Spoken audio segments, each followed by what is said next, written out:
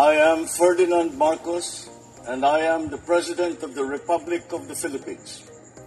I stand today on behalf of 110 million Filipinos. Hello universe, it's me again.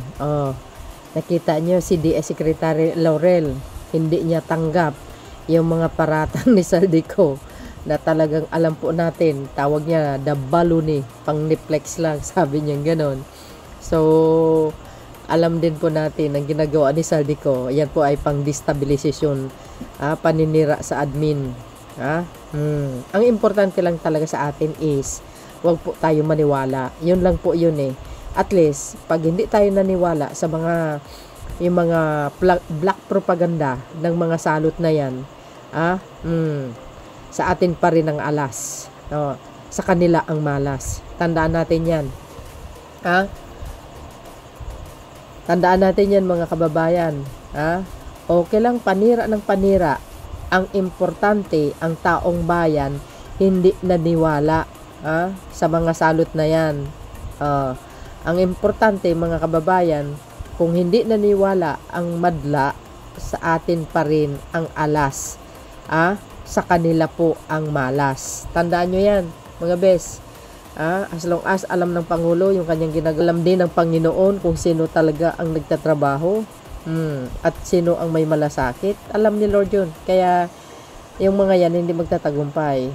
Biro mo, gagawin mo pang tawag dito, gagawin mo pang smuggler si First Lady Lisa Marcos, di kayo naloka. So yan si Secretary Laurel, sabi niya dito guys, sabi niya dito, napakasinungaling talaga niya. The First Lady has never meddled with any DA matters. Totoo naman yun. Kaya nga, obvious yun. Yung ginawa ni Saldico, gawang istoryahe lang po yun para paninira sa admin. Di ba? Panoorin, mariing pinabuolan ni Agricultural Secretary Francisco Teo Laurel ang mga paratang ni former Saldico ay, yan si Saldico patungkol sa umano'y pagpapakita ng kalihim ng confidential report na nagsasaad umano si First Lady Lisa Araneta Marcos ang control sa rice importing ng bansa. Paano niya masasabi yon? Ikokontrolo niya ang importing ng bansa mula nung 22, di ba? Hanggang 2025. Paano mo nasasabi si Pangulong Marcos Jr. ang may hawak nun, naging sekretary ng DA. Tsaka hindi, gawa-gawa istoryahe yan. Si First Lady Lisa Marcos pa, iniingatan niya yung apelyido ng mister niya, no? Kaya nga sabi ko, ang mga tao na yan, obvious na obvious, pang distab ang ginagawa nila, di ba? Ang importante, hindi maniniwala ang mamayang Pilipino sa mga patutsada nila. Sa atin ng alas, sa kanila ang malas. Tandaan nyo yan. Sabi ni Secretary Laurel, pakinggan nyo.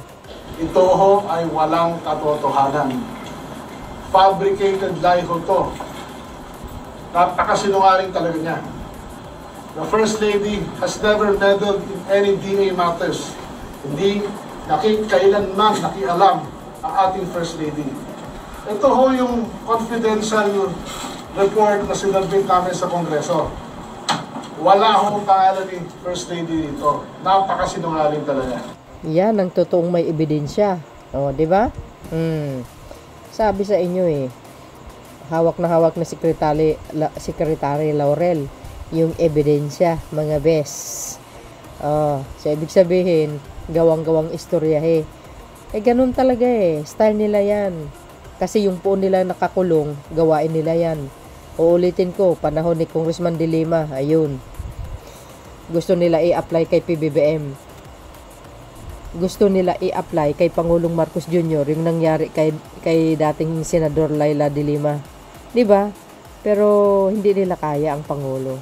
Kasi nababasa na yung PBBM yung galaw nila. Totoo yun, mga bes. Kaya hinihiling ko lang po sa inyo, this coming November 30, ipagdasal po natin na walang kaguluhan, mag-rally sana ng peaceful,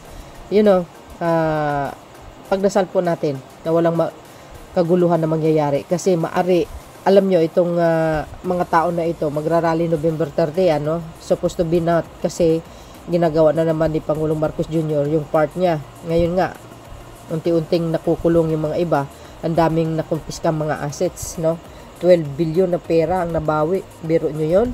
So, hinihiling ko yung dalangin nyo mga kababayan, kasi kailangan po natin pagdasal ang yung kapayapaan ng bansang ito at pagkakaisa na lang. At siyempre, panalangin natin sa Panginoon na yung mga balak ng mga tao na yan hindi matutuloy laban sa Marcos administration.